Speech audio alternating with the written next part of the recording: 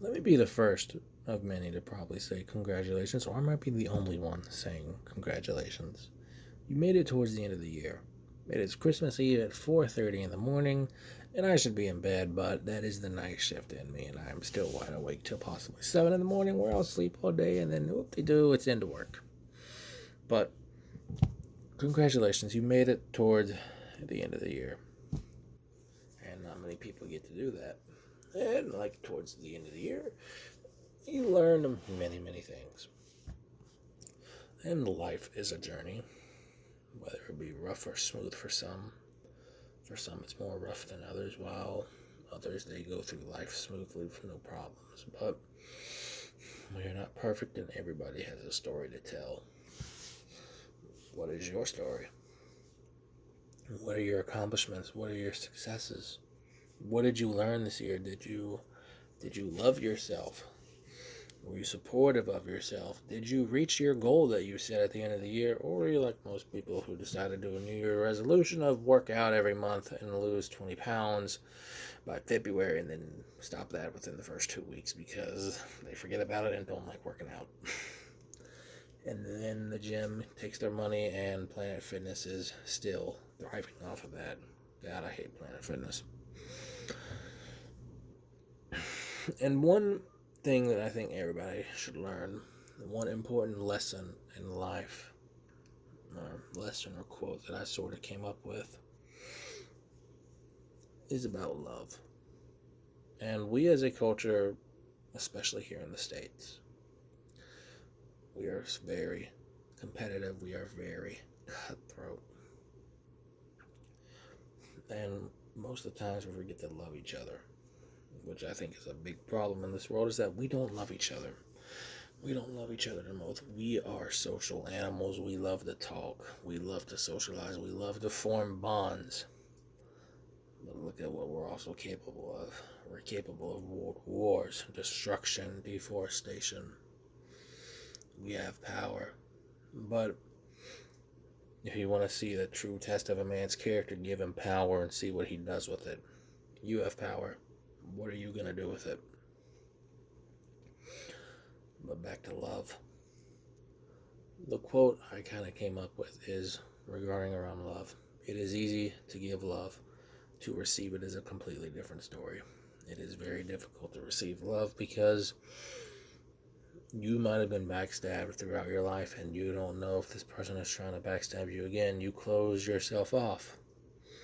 You close yourself off from that love and affection because you don't want to be hurt again. And I'm sorry, a lot of people are like that. I was like that at one point. You close yourself off because you don't want to be hurt. You want to be left alone because you feel like nobody understands you. You feel like nobody understands you, so you turtle back into your shell. You close yourself off. You push away those that try to help you and be open to you. But like all things, you eventually have to open up or it will eat you up and destroy you from the inside out. I've seen that plenty of times. That is why it is so difficult to receive love. You can give it all day like it's candy. But when you receive it yourself, it's hard to actually receive it because you don't know.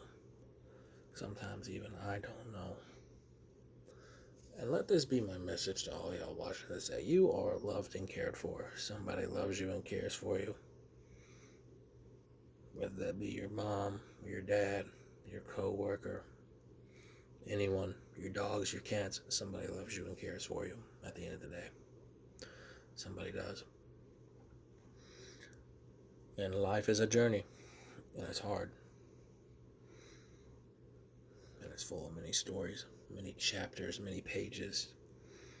Some books end earlier than others, while some last on. Some of you will make history in your families or in mankind itself.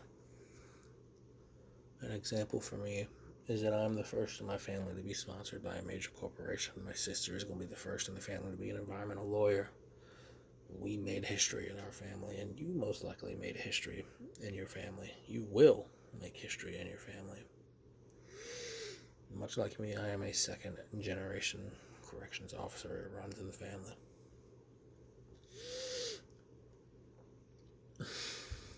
I consider that a success. And one thing that everybody should do is celebrate every success they have, whether it be big or small.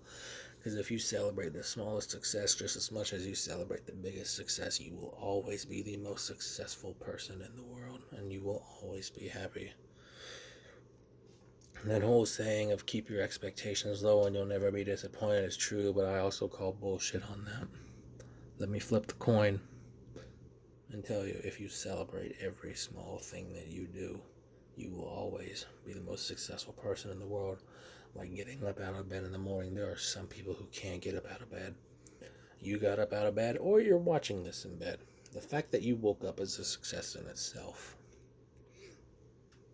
Celebrate every little thing that you do. Don't let anybody hold that back on you. Don't let anybody bug you for celebrating. You accomplished something to celebrate.